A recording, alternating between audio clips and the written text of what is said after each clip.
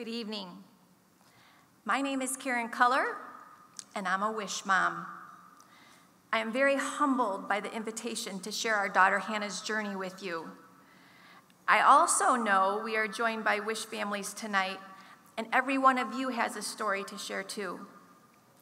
So while this is our story, my family humbly shares this platform with you. We know how hard of a journey it is, dealing with the unimaginable pain and suffering of a critically ill child, and we want you to know that you are not alone. Well, Hannah was a perfectly happy and healthy little girl. She is also, parent bias acknowledged, the sweetest, most gentle, and generous person I know. She grew up with a very deep, deep love for one thing: children. Her dream is to one day become a pediatric emergency medicine physician, something she's dreamed of since 5th grade. Hannah researched the best medical schools in the nation, and she chose University of Central Florida Medical School. In her 5th grade mind, she rationalized that UCF probably had lots of children because of its proximity to Disney. She still has that research paper, and it's still her dream to attend UCF. At age 11, Hannah went for her annual well check at the pediatrician's office, and after that visit, we were planning to head out for ice cream. I can still picture what she was wearing. At the very moment that she received her first of a series of what should have been 3 Gardasil vaccines, she collapsed. It was instant, just like that.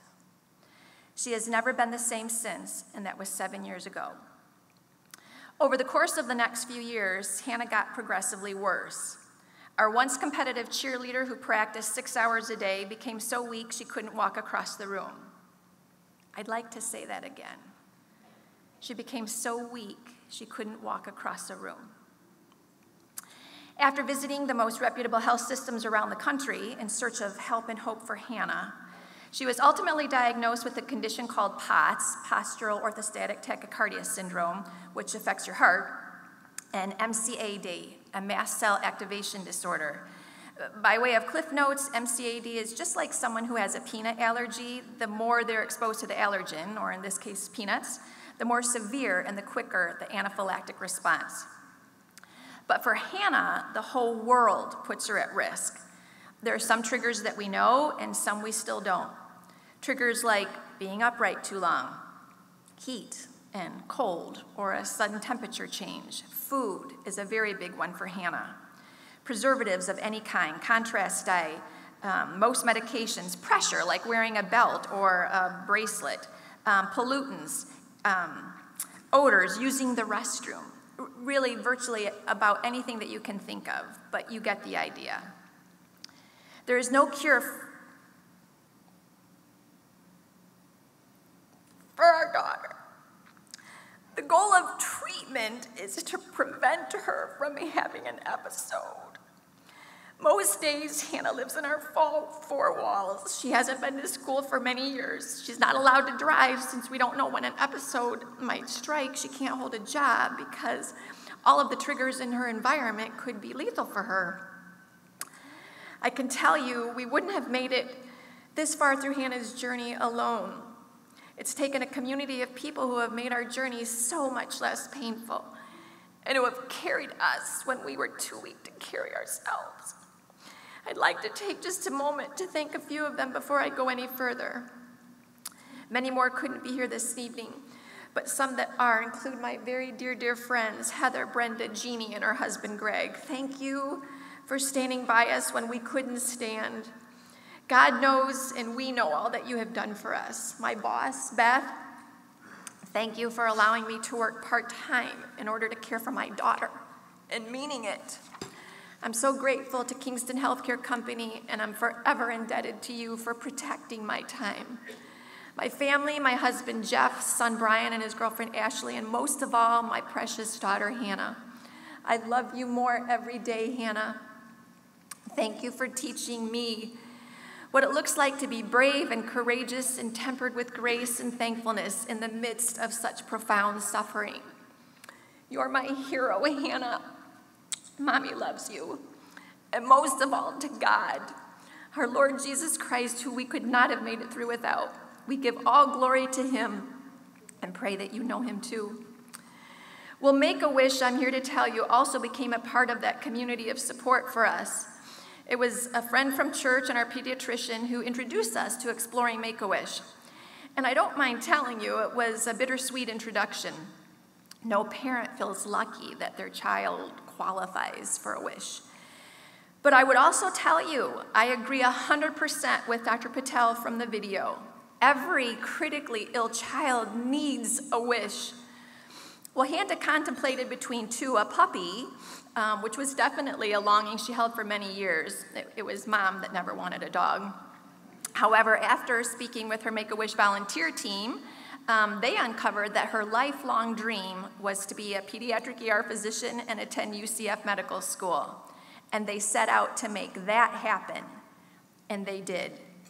This past December, we touched down in Orlando, Florida, greeted by a sorority of UCF students as we disembarked the plane. Hannah sat in on classes. She had her own VIP parking space, and she went through the iconic white coat ceremony and even practiced medicine on a real patient. During our week, we of course also took a short one-day trip by wheelchair to Disney. We will cherish that experience as long as we live.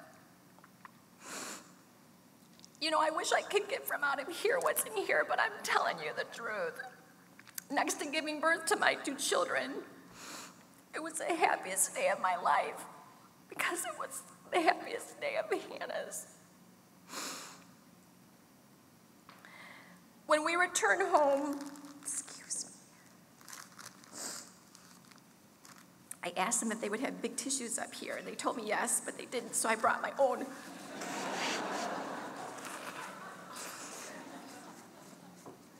When we returned home, although Hannah is more than a year behind in high school because of her illness, sometimes she's hospitalized as much as 200 times a year, she enrolled in college. My daughter is now in pre-med classes, and I don't think it's overstated when I tell you I credit Make-A-Wish for inspiring her to keep pursuing her dream. Our trip was in December, and she enrolled in January. And she continues to persevere in both high school and college now and maintains a 4.0 in both. Today, she's on a series of clinical trials that have proven helpful in decreasing the number of episodes and anaphylactic responses she has, although the severity of the episodes have increased, and we expected that.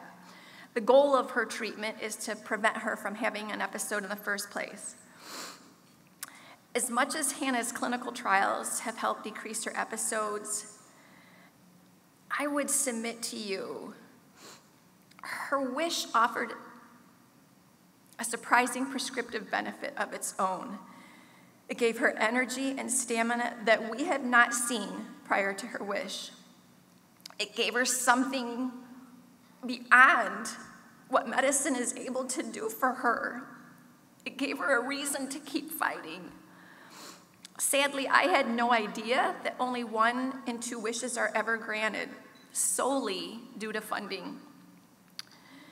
Friends, the medical community now knows that while a wish isn't a cure for a child, we do know, and my daughter is living proof, that a wish gives them a reason to stay in the fight, and that is priceless. Make-A-Wish gave our families so much more than a wish, believe me. It was a miracle. Tonight, every person in this room can offer a critically ill child with gut-wrenching circumstances the very same hope. You have the power to change a life forever, as long as we live. We will be indebted to all of you who give. Thank you. By the way, our friends Greg and Jeannie bought Hannah that dog. So the 2 dreams that she dared to dream really came true. Thank you for joining me on this platform.